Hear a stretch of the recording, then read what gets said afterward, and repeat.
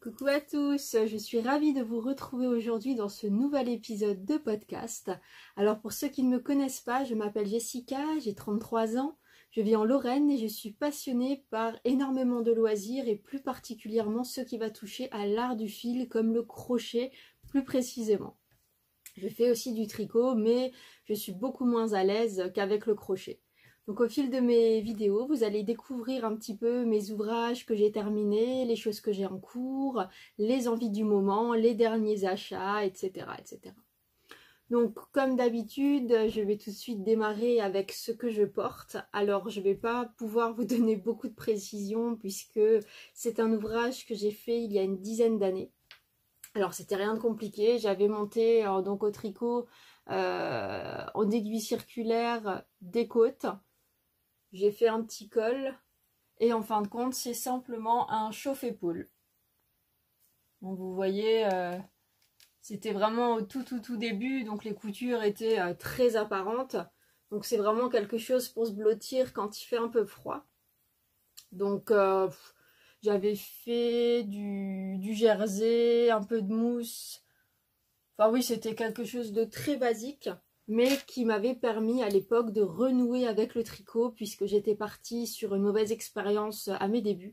Donc ça m'avait vraiment permis de renouer et puis me refaire découvrir un petit peu le tricot sous un autre jour avec les aiguilles circulaires. Donc pour ça, c'est tout ce que je peux vous dire. De toute manière, hein, vous montez simplement le nombre de mailles pour un col de pull et puis vous agrandissez et puis ça vous fait un chauffe-épaule. Hein. Je pense que c'est rien de compliqué. Si j'ai réussi à le faire au tricot, c'est largement accessible à tout le monde, je pense. Hein. Donc pour ce que je porte, on est bon. J'ai également beaucoup d'ouvrages à vous montrer aujourd'hui que j'ai terminé donc depuis la dernière fois. J'avoue que j'ai bien produit, je pensais pas autant. Mais finalement, je m'en sors plutôt pas mal. Donc cette vidéo sera peut-être un petit peu plus longue que celle que je fais habituellement puisque j'aurai plus de contenu à vous proposer.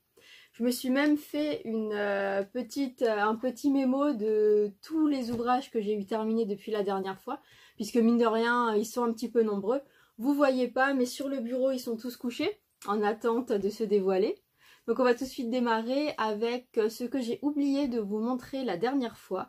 J'avais fait un apron au crochet et j'ai complètement oublié de vous le montrer. Donc on va rattraper ça.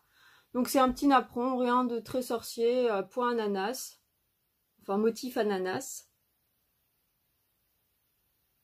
Je l'ai fait durant un samedi après-midi, je voulais me faire un petit centre de table. Et en fin de compte, il fait ridicule sur ma grande table.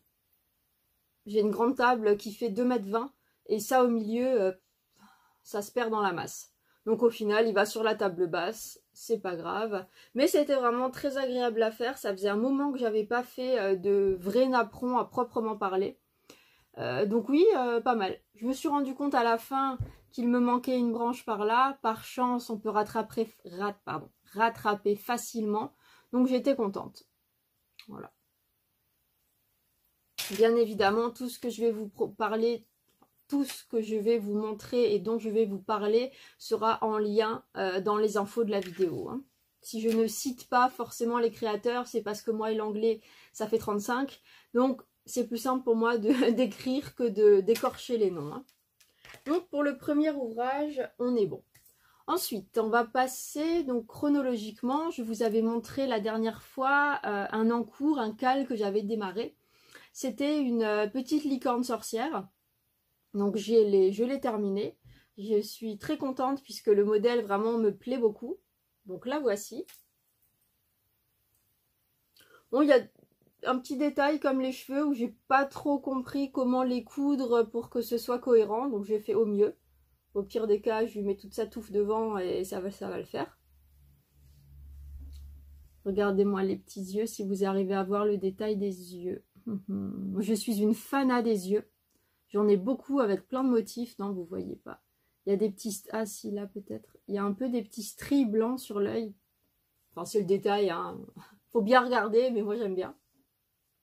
Donc bien évidemment, dans mes couleurs, aujourd'hui vous allez voir beaucoup de rose. Désolée pour ceux qui ont un problème avec le rose, mais c'est vrai que je suis pas mal dedans là. puisque je dois refaire toute la déco de mon chez moi qui est essentiellement rose, donc il faut que je m'adapte au mur. Donc ce cal était très agréable à faire et surtout pas prise de tête. Sur beaucoup de cals, vous faites une partie, vous avez 2 jours pour renvoyer la première partie et ensuite il vous renvoie une deuxième partie, vous avez de nouveau un temps super restreint. En fin de compte là, vous faites la première partie, vous envoyez votre photo et vous avez tout le tuto en intégral. Donc vraiment très très belle découverte. Autant du design, enfin de la designeuse que du groupe sur Instagram Crochette à longue aventure, si je dis pas de bêtises, c'est ça. J'ai rajouté, je crois que sur le tuto de base, elle prévoit un nœud par ici. Je sais plus trop où, j'en ai rajouté un derrière. Et ce qui m'a fait craquer surtout sur ce modèle, c'est l'accessoire incontournable d'une sorcière. Je vous laisse 2 petites secondes. C'est quoi l'accessoire incontournable d'une sorcière? Son moyen de transport. Un balai. Ça, j'ai adoré. Quand j'ai vu le modèle, en fait, j'ai craqué sur le balai. Et forcément, pour pouvoir avoir le balai, il fallait que je fasse la bestiole. Donc, mais bon, c'est très bien. Je suis très contente. J'ai vraiment pris du plaisir. En plus, pour la petite anecdote, c'est que j'ai fait un premier balai, celui-ci. Et en fin de compte, il ressort absolument pas avec ma petite bestiole. Du coup, j'ai dû faire un deuxième balai. Et au final, bah, je me dis, elle a le choix de son moyen de transport, de la couleur de son moyen de transport quand elle veut partir en balade. Et voilà donc pour le premier ouvrage. Vraiment très agréable, je vous mets tout en info de la vidéo. Ensuite, qu'est-ce que j'ai eu terminé Alors, je vous avais donc parlé qu'on m'avait mis en tête de faire ma déco de Noël dans mes couleurs, au crochet. Donc, je me suis prise au jeu, j'ai commencé. Alors pareil, vous allez voir un petit peu de Noël aujourd'hui, mais bon, il faut bien commencer un moment. Hein. Et j'ai craqué totalement, je suis tombée amoureuse d'un Père Noël sur Etsy, qui est de Crochet Pattern Toys. Alors je le voyais beaucoup plus petit à l'origine, hein. Sur la photo je l'imaginais beaucoup plus petit, et en fin de compte il est imposant. Le chapeau.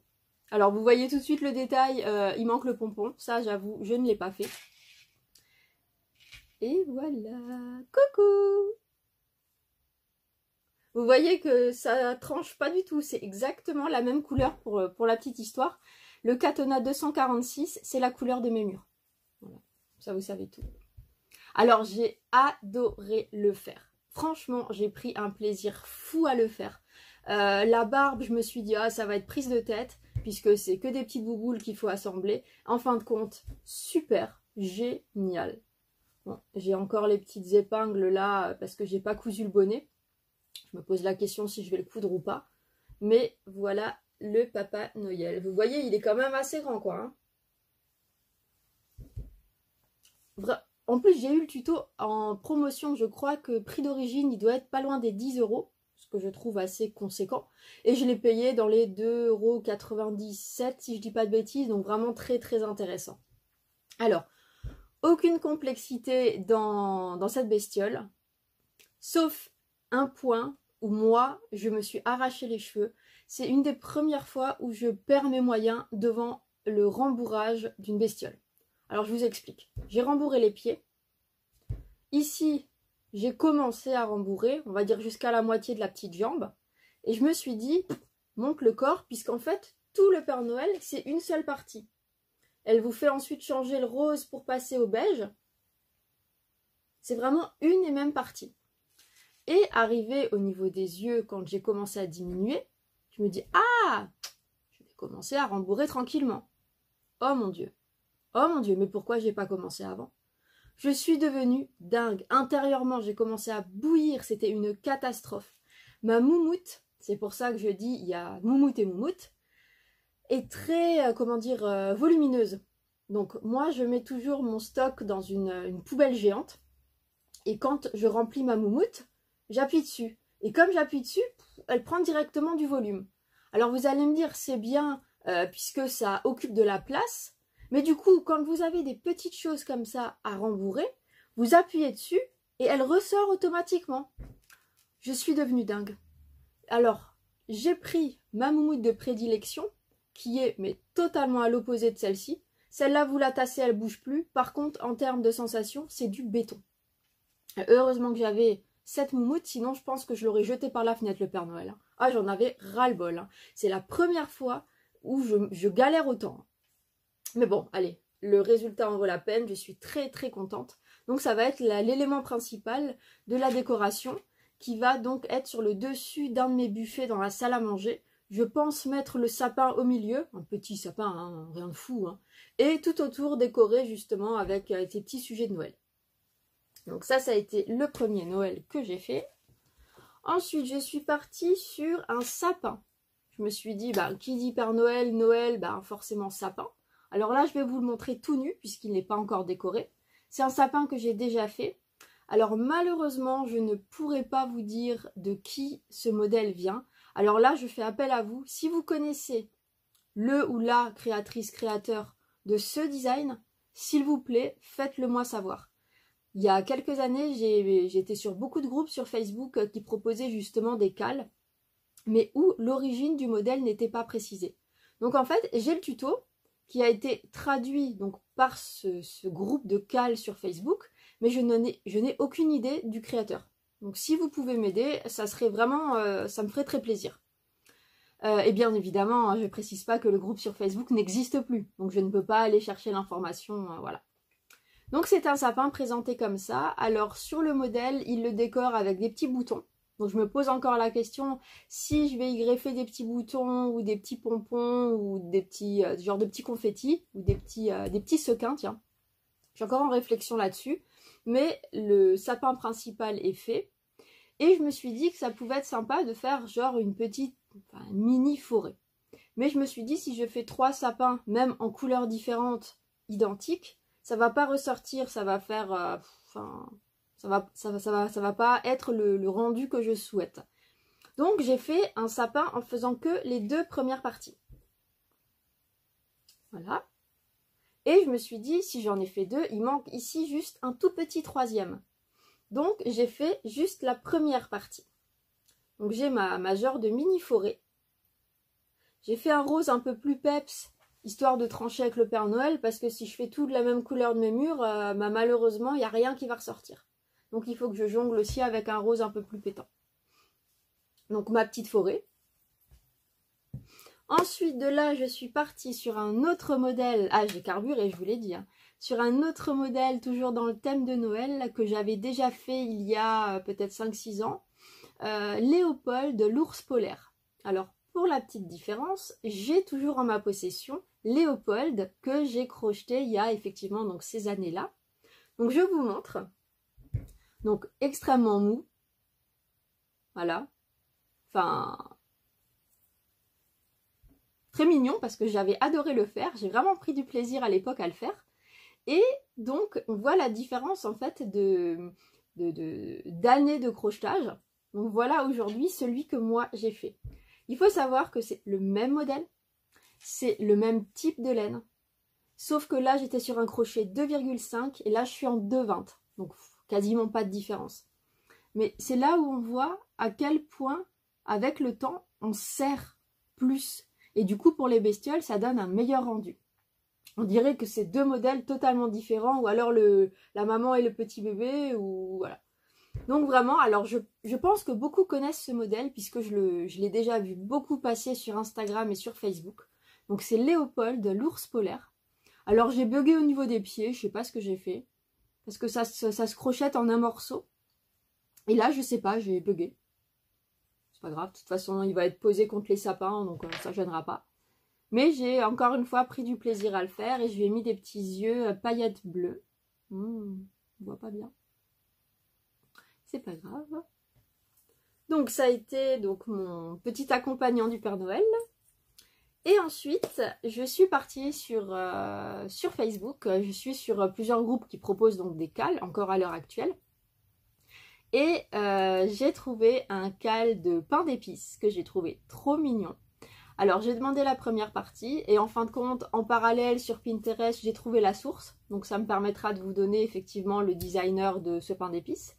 J'ai adoré le faire. Alors au début j'étais très très surprise puisque je l'imaginais quand même assez conséquent. Un bon pote du Père Noël quoi. En fin de compte non, il est petit. J'ai commencé le corps fait ça. Je me suis dit oh mon dieu il va être trop petit. Et en fin de compte il est trop mignon. Il a juste envie de le croquer. Vous voyez le corps est vraiment tout petit. Et le détail du chapeau je trouve que ça fait tout le charme du pain d'épices. Alors je suis partie sur un brun chocolat pour que ça ressorte, comme dit, il faut que je tranche les couleurs, sinon ça va pas le faire. Voyez la différence de taille? Après un pain d'épices, s'il est trop grand, c'est pas beau non plus. Hein. Donc on va dire que c'est juste la bonne taille. J'ai adoré le faire, vraiment aucune complexité dans le modèle, vraiment j'ai adoré.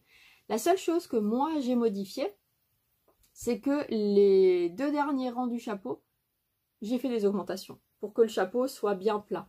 Parce que dans le modèle d'origine, il n'y a pas d'augmentation et du coup c'est comme s'il était un petit peu plié sur lui-même et je trouve que c'est dommage parce qu'il ne ressort pas.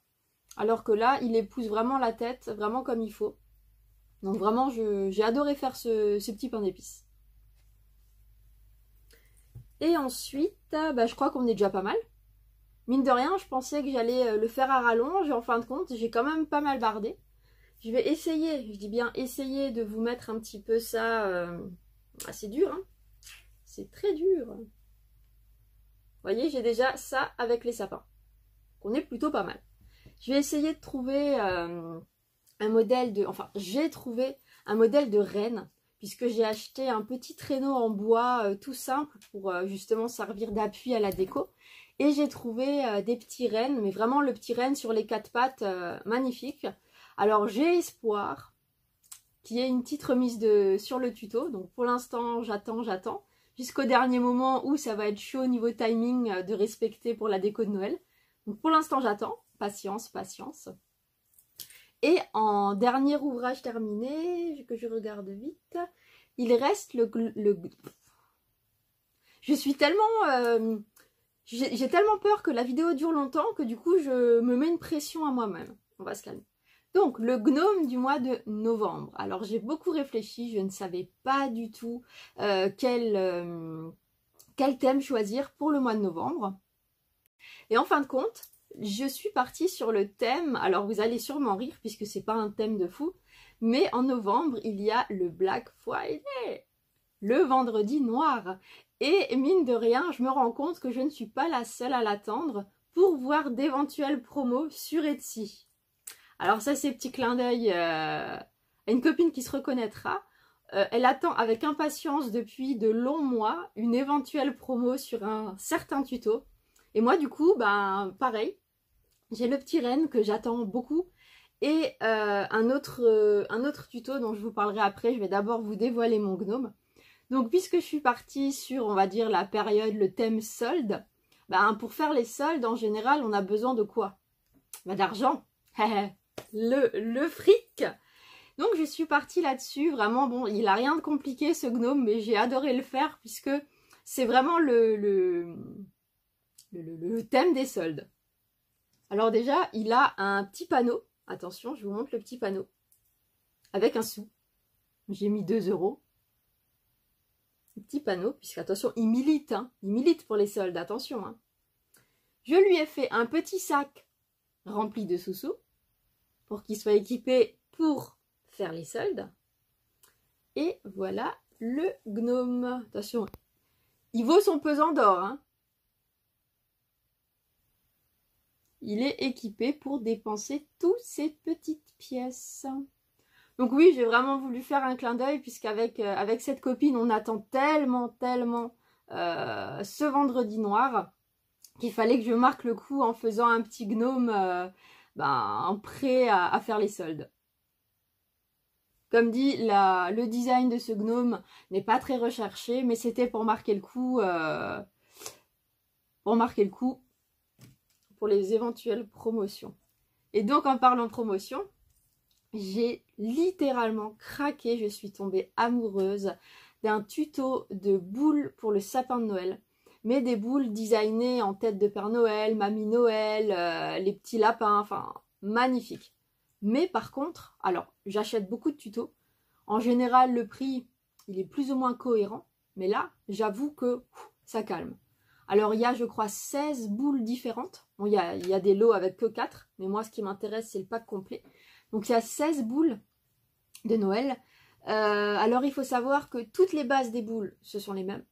Toute la boule en elle-même, c'est la même. Il y a juste sur chaque boule un petit chapeau, ou bien le nez qui change, ou un petit peu de cheveux, ou une barbe. C'est tout. Et le tuto coûte quasiment 17 €. Bah moi, franchement, ça me calme. Donc, je croise, j'espère, s'il vous plaît, que pendant ce vendredi noir, il y aura une petite promotion, puisque j'ai vraiment, vraiment envie de les faire. Et s'il n'y a pas de promo, bah, je vais quand même les acheter, parce que je craque vraiment dessus. Mais j'espère vraiment que le prix baissera au moins un petit peu. Donc voilà, en même temps, je vous parle donc de l'envie du moment. J'ai vraiment très envie de faire ces petites boules très mignonnes. Et on arrive donc au bout de ce que j'ai eu terminé. Ça fait déjà pas mal. Je vais maintenant vous parler de ce que j'ai en cours. Alors ça va être très rapide puisque je n'ai qu'une chose en cours. C'est toujours ma bestiole géante qui n'a pas beaucoup avancé. Donc ça, c'était la même chose que je vous ai montré la dernière fois. J'ai fait les yeux.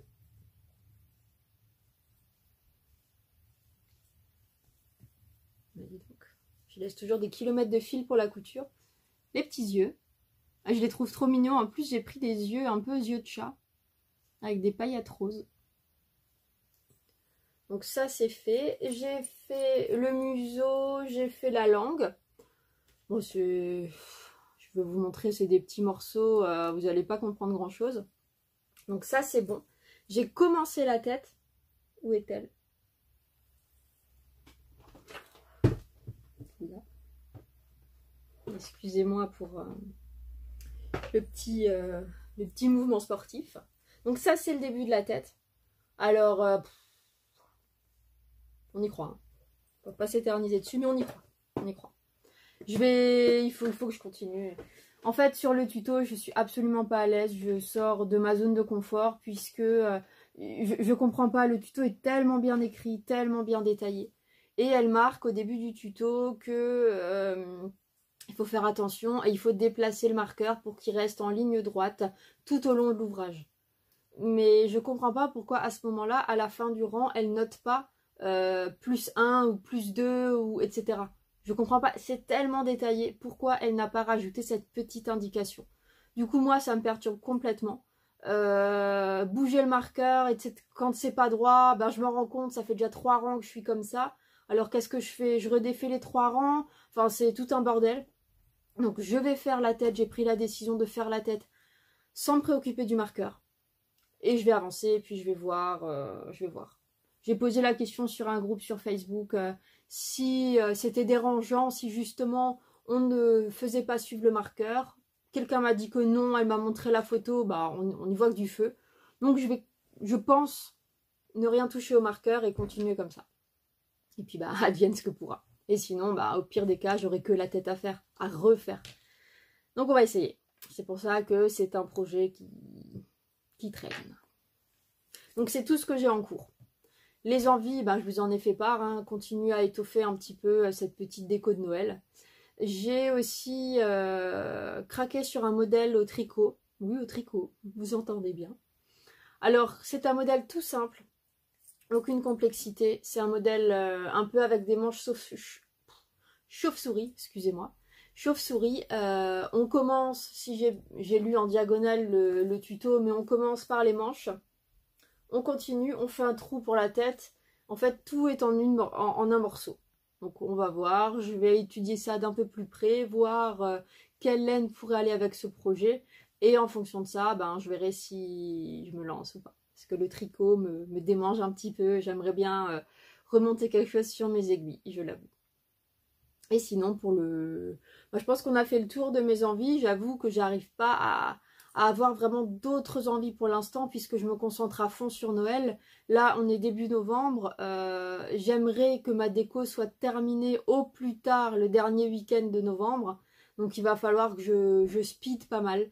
Et surtout que je trouve des modèles qui me plaisent. Puisqu'il y a beaucoup de modèles, mais c'est pas toujours dans mes goûts. Il y a toujours un petit détail qui me gêne. Ou voilà. Donc on va continuer dans cette lancée. Je me suis aussi inscrite sur pas mal de cales sur Instagram. Donc je rappelle, les cales, ce sont des modèles qu'on crochette ensemble. Il y a une première partie qui vous est donnée, vous la faites, vous prouvez que vous avez fait cette première partie et on vous envoie la suite ou la totalité du tuto. Donc c'est des principes qui sont sympas puisque dans la plupart des cas, ce sont des tutos qui sont proposés dans une courte durée gratuitement, si on joue le jeu de la première partie, etc. Donc ça permet de crocheter des bestioles qu'on n'aurait peut-être pas achetées. Ça permet également de découvrir des créateurs qu'on ne connaissait pas. Là, je fais partie de cales avec des créateurs russes que je ne connaissais pas forcément, qui sont heureusement en anglais. Donc vraiment hâte de découvrir, puisqu'en général, quand on s'inscrit à ce genre d'événement, on n'a pas de vision sur les bestioles qui vont nous être proposées. Donc c'est aussi un petit peu la surprise de découvrir. Et au mois de novembre, il y en a énormément. Il y a par exemple un sur le thème des animaux de la forêt, il y en a un sur le thème de Noël, il y en a un deuxième sur le thème de Noël aussi. Et puis bon, j'imagine même pas en décembre le nombre de cales supplémentaires qui vont se rajouter.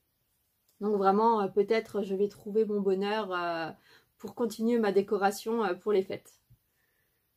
Ensuite, je voulais vous parler encore de 2-3 bricoles. Je regarde juste, j'ai pris mes notes parce qu'en général à la fin, je me dis toujours mais mince, je voulais leur dire ça. Oui, je voulais vous parler de 2 choses. Alors la première, c'est ma sortie au Nadelwelt à Karlsruhe en Allemagne. Donc c'était vraiment une sortie qui était super agréable. J'y suis allée accompagnée de ma maman. Alors, on en a pris plein les yeux. Franchement, il y avait des expos essentiellement de patchwork. Oh mon Dieu. Une minutie qui est impressionnante. Des morceaux de tissu assemblés qui sont même pas plus grands que le petit ongle du bébé doigt. Enfin, waouh. Mais un travail de fourmi, des couleurs à tomber par terre. On s'est régalé. Après, en termes d'achat, mon avis personnel, c'est que ça a été une découverte visuelle, plus que découverte d'achat. Puisque ça va être centré sur le patch. Donc vous allez avoir beaucoup de tissus qui n'est pas en rouleau au mètre. Donc c'est des tissus qui coûtent déjà plus cher puisqu'ils sont d'une qualité différente, avec plus de motifs. Vous avez plus de tissus à paillettes, surtout maintenant pour les fêtes et tout ça. Donc je n'ai pas acheté de tissu à proprement parler. Par contre, en termes couture, j'ai acheté des aimants que j'ai découvert chez une bonne amie à moi. Si tu passes par là, coucou Yolène. Donc ce sont des aimants qui sont extra forts. Alors, j'ai même du mal à les ouvrir. Donc le monsieur m'a expliqué qu'il faut les glisser, sinon c'est quasi impossible à décoller, pour accrocher le tissu au patron sans avoir besoin d'épingler à chaque millimètre. Donc c'est quelque chose que j'avais découvert chez mon ami, que j'avais vraiment beaucoup apprécié. Donc je me suis fait plaisir, j'ai pris ces aimants. J'ai également acheté du fil, il y avait quelques stands de fil, mais bon vraiment pas grand chose. Donc j'ai acheté du coton mercerisé, toujours pour mes bestioles. J'ai acheté je crois 3 écheveaux, je vais vous mettre une photo par là. Je sais même plus ce que c'était comme qualité, mais j'avais beaucoup aimé. C'était des nuances de bleu. Étonnamment, c'est pas rose. Mais j'ai beaucoup aimé, donc je me suis dit je prends. Ça peut toujours faire un petit top ou quelque chose comme ça. Le fil était très très agréable. Donc j'ai pris ça. Là où je me suis fait plaisir aussi, puisque j'ai fait d'une pierre deux coups, sachant que le Nadelwelt était dans une grande salle, moi j'affectionne énormément la ville de Karlsruhe. Donc mon idée c'était de faire la salle et la ville. Et donc en ville il y a un super magasin qui regroupe tous les loisirs créatifs, où j'achète ma moumoute. Alors quand je suis allée là-bas, ma déception totale en arrivant dans le rayon moumoute, il n'y en avait pas. Heureusement, j'avais pris en photo le sachet, j'ai cherché une vendeuse. Alors pour te faire comprendre en allemand, etc., la vendeuse n'avait pas l'air très docile, hein. Je pense que ça l'embêtait plus qu'autre chose d'aller dans la réserve pour chercher ce que je voulais. Et je lui ai tout de suite dit, ramène-moi 4 sacs. Alors je vais vous montrer, puisque je vous en parle, je l'ai mis quelque part. Alors c'est cette moumoute. Alors elle est conditionnée en 1 kg. Et pour moi, c'est une moumoute similaire à du béton. Alors, elle n'est pas aussi, comment dire, aérienne que celle de Burda, par exemple, que j'utilise aussi. Par contre, une fois que là, vous l'avez bourré, c'est dur. Donc, j'apprécie énormément. Donc, je n'ai tout de suite pris 4, sachant qu'il m'en reste encore un, donc j'en ai 5 en réserve. Je me dis que ça peut me durer 2-3 ans. Donc au moins j'ai le stock, ça vaut le coup de faire la route jusqu'à là-bas. J'ai acheté encore, je réfléchis, de la feutrine. Je reviens sur le Nadelwelt. On est tombé, ma mère et moi, amoureuses d'un stand de feutrine où il y avait des petits sapins tout simples. Vous avez un socle en bois, une tige, ils avaient mis une petite tige de métal. Et sur cette tige, ils ont découpé des carrés de feutrine en jouant avec les dimensions pour faire un sapin, et ensuite ils ont planté ça sur le pic, mais vraiment un résultat magnifique. Donc j'ai acheté de la feutrine pour essayer. D'ailleurs il faudrait que je teste parce que le temps passe vite. Et donc voilà ma petite parenthèse pour cette sortie, je pense que c'est bon. Et la dernière chose dont je voulais vous parler, c'est que j'ai fait ma première rencontre autour du fil à mon domicile. Donc on n'était pas très nombreuses puisque j'avais fait le choix de ne prospecter qu'autour de chez moi, donc dans le village, dans un premier temps, puisque je ne savais pas du tout si ça allait prendre ou pas. Et je me rends compte que dans le village, pour l'instant, c'est assez timide. Ils ne me connaissent pas. C'est un village quand même assez, comment dire, assez soudé. Donc moi, j'arrive, c'est qui elle, qu'est-ce qu'elle veut, etc. Donc, je vais leur laisser le temps un petit peu d'apprendre à me connaître, d'entendre un petit peu le bouche à oreille. On était 4 personnes, bon, c'était très bien. Personnes très très gentilles, adorables. Belle rencontre, très belle rencontre. J'ai un petit peu élargi maintenant mon cercle de marketing, on va dire, un peu plus loin. Donc là, j'ai déjà beaucoup de gens intéressés pour venir. Donc, hâte de faire la prochaine rencontre.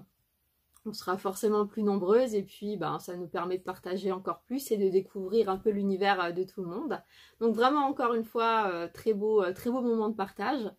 D'ailleurs au mois de novembre, j'ai déjà 2 dates de prévues avec des copines qui viendront chez moi pour faire un blabla autour du fil de nouveau. Donc vraiment hâte de ces samedis-là, vraiment très heureuse. Et puis, voilà, je pense que j'ai fait le tour. Oui, j'ai fait le tour. Donc, toujours comme d'habitude, à la fin, je coince. Donc, je pense que c'est le moment de vous laisser. Je tenais également à vous remercier, mais alors de tout mon cœur, j'en perds mes mots, de vous abonner à ma chaîne, puisqu'on a atteint les 1000 abonnés. Waouh, merci énormément, merci beaucoup, ça me touche tellement. Quand j'ai vu les 1000 abonnés, j'étais un enfant qui saute partout, j'étais trop contente. Merci beaucoup, merci à vous. Et puis, je vous dis à très très bientôt. Hâte de vous retrouver et puis un bon préparatif pour les fêtes de fin d'année. On va se retrouver donc au mois de décembre. Alors on va croiser les doigts pour que toute ma déco soit faite et puis pour que je puisse vous faire un petit peu voyager dans la féerie de Noël à travers mes petites bestioles. Donc bonne soirée à vous, je vous dis à très bientôt et merci de tout cœur d'être là. Au revoir.